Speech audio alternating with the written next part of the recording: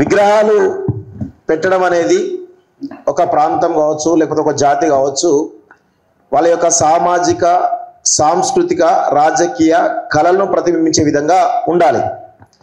అయితే బాలు విగ్రహాన్ని మనం ఎందుకు అబ్జెక్ట్ చేస్తున్నాం ఇక్కడ అంటే, ఖచ్చితంగా బాలు విగ్రహాన్ని పెడుతున్నది ఇక్కడ తెలంగాణ నడిబొడ్డున హైదరాబాద్ గడ్డ మీద పెడుతున్నారు. అది కూడా రవీంద్ర భారతిలో పెడుతున్నారు. ఆయన ఏం చేసిండు?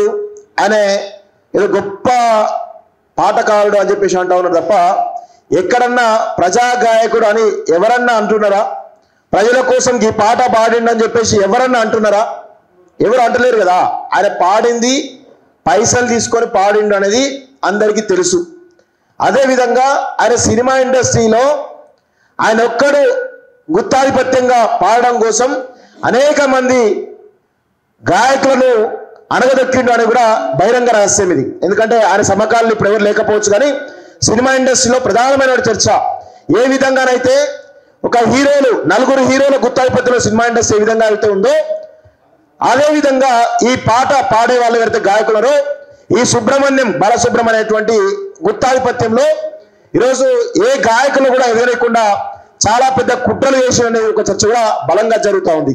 అదేవిధంగా ఆయన మన యొక్క ప్రాంతానికి సంబంధించి, తెలంగాణ రాష్ట్రానికి సంబంధించినటువంటి పాట మనందరం కూడా రోజు పొద్దున పాడుకునేటువంటి గేయం ఏదైతే ఉందో, జయ జయ తెలంగాణ గీతాన్ని పాడడం అని చెప్పేసిన తర్వాత ఆయన విగ్రహాన్ని మన తెలంగాణలో పెడుతున్నామంటే ఖచ్చితంగా అదొక మన తెలంగాణ అస్తిత్వం పైన, ఆత్మగౌరవం పైన మరొకసారి ఆంధ్ర ఆధిపత్యం చేస్తున్నటువంటి దండయాత్రగా మనందరం కూడా చూడాల్సిన అవసరం అయితే ఉంది. నేను ఒకటే చెప్తున్నాను, మొన్న ఎన్టీఆర్ విగ్రహం అన్నారు, నిన్న రోషే విగ్రహం అన్నారు, ఈరోజు బాలసుబ్రహ్మణ్యం విగ్రహం అన్నారు. ఇంతకుముందు రావు గారు చెప్పినట్టు రామోజీరావు విగ్రహం వస్తుంది రవీంద్ర భారతిలో. ఆ తర్వాత లగడపాటి రాజగోపాల్ చచ్చిపోతే లగడపాటి రాజగోపాల్ విగ్రహం వస్తుంది. కావూరు సాంబశివరావు చచ్చిపోతే కావూరు సాంబశివరావు కూడా విగ్రహం వస్తుంది. కిరణ్ కుమార్ రెడ్డి చచ్చిపోతే కిరణ్ కుమార్ రెడ్డి విగ్రహం కూడా పెడతా అని చెప్పేసి ఈరోజు మన తెలంగాణ పైన మరొకసారి దండయాత్ర చేసేటువంటి ప్రయత్నం అయితే ఉంది. సో మన తెలంగాణ ఉద్యమంలో మనమందరం కూడా ఢిల్లీ నుంచి గల్లీ దాకా చాలా పెద్ద ఎత్తున ఫెరోషియస్ గా ఉద్యమం చేస్తాం. సాగర్ హారం కావచ్చు, మిలియన్ మార్చ్ కావచ్చు, లేకపోతే సహాయ నిరాకరణ కావచ్చు, అనేక రకాల ఉద్యమాలు మనం చేస్తాం కదా.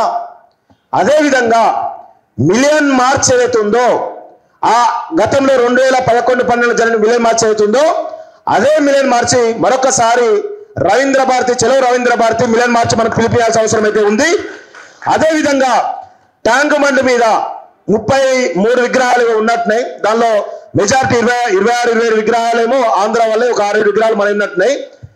అప్పుడు అరకొర ఒక 4 విగ్రహాలు మనం మూసిలు కలిపినట్టున్నాం. కానీ ఈసారి మిలియన్ మార్చ్ కనుక పిలుపునిస్తే ఆ 33 విగ్రహాలతో పాటు రవీంద్ర భారతిలో ఉన్నటువంటి విగ్రహాలు ఏవైతున్నాయో అవన్నీ కూడా మూసీలో మనం జాగ్రత్తగా నిమజ్జనం చేయాల్సినటువంటి అవసరం అయితే ఉంటుంది. ఆ దిశగా కార్యాచరణ మనం చేపట్టాలి. ఇది ఇంకొక దుర్మార్గమైన విషయం ఏంటంటే, అసలు కాంగ్రెస్ పార్టీ బాలు విగ్రహాన్ని సపోర్ట్ చేస్తుంది. అరే బాయ్, మా విగ్రహాల గురించి చెప్పండి రా బాయ్, ప్రభుత్వంలో ఉన్నారు కదా మీరు మాట్లాడరా బాయ్ అంటే బాలు విగ్రహం సపోర్ట్ గా మాట్లాడుతూ ఉంటారు. కనీసం గద్దరన్న చనిపోయి 2 సంవత్సరాలు 3 సంవత్సరాల దగ్గరికి వస్తా ఉంది. ఇంతవరకు ప్రభుత్వ పరంగా తెల్లాపూర్లో కొట్లాడి మనం పెట్టించిన, అది కూడా కుట్రపూరితంగా ఆపిండ్రు. తెల్లాపూర్ మున్సిపాలిటీలో గద్దరన్న విగ్రహం ఇంతవరకు దానికి సంబంధించిన ఒక విగ్రహం కూడా పెట్టలేదు. గూడ అంజన్న చనిపోయి చాలా సంవత్సరాలు అవుతుంది, ఒక విగ్రహం పెట్టలేదు. అదేవిధంగా అందశ్రీ చనిపోయి దాదాపు 2-3 నెలలు అవుతా ఉంది, ఇంతవరకు దానికి సంబంధించిన విగ్రహం కార్యాచరణ కూడా కనీసం చెప్పలేదు. గద్దర్ సంబంధించిన విషయంలో అనేక హామీలు ఇచ్చారు, ఒక్క హామీ కూడా నెరవేర్చిన సందర్భం కనబడతా ఉంది. మరి ఈ విధంగా తెలంగాణ ఆత్మగౌరవ ప్రతీకలైనటువంటి ఇంతమంది, అంతేందుకు ఇక్కడ అన్ని పేర్లున్నాయి కదా, చాలా మంది ఉన్నారు కదా, వీళ్ళందరూ ఎప్పటి నుంచో 1969 అంతకు ముందు నుంచి ఉన్నటువంటి మహానుభావులు ఉన్నారు కదా. ఒక్క విగ్రహం అన్నా గత కేసీఆర్ ప్రభుత్వంలో పెట్టలేదు, ఈ ప్రభుత్వం కూడా ఒక్క విగ్రహం కూడా పెట్టలేదు. కానీ బాలు విగ్రహం గురించి మాత్రం అటు బీజేపీ ఇటు కాంగ్రెస్ పోటాపోటీగా సపోర్ట్ చేస్తూ ఉన్నాయి. ఇంకొక వైపు బీఆర్ఎస్ పార్టీ మాత్రం గోడ మీద పిల్లిలాగా అటు కాకుండా ఇటు కాకుండా, అటు కాదు ఇటు కాదు అంటే ఏంటంటే అర్థం చేసుకోండి, ఆడగారు కూడా అన్నట్టుగా వ్యవహరిస్తూ ఉంది. ఇది మంచి పద్ధతి కాదు. మీరు ఉద్యమ పార్టీ అని చెప్తున్నప్పుడు ఖచ్చితంగా ఉద్యమంలోకి రావాలి.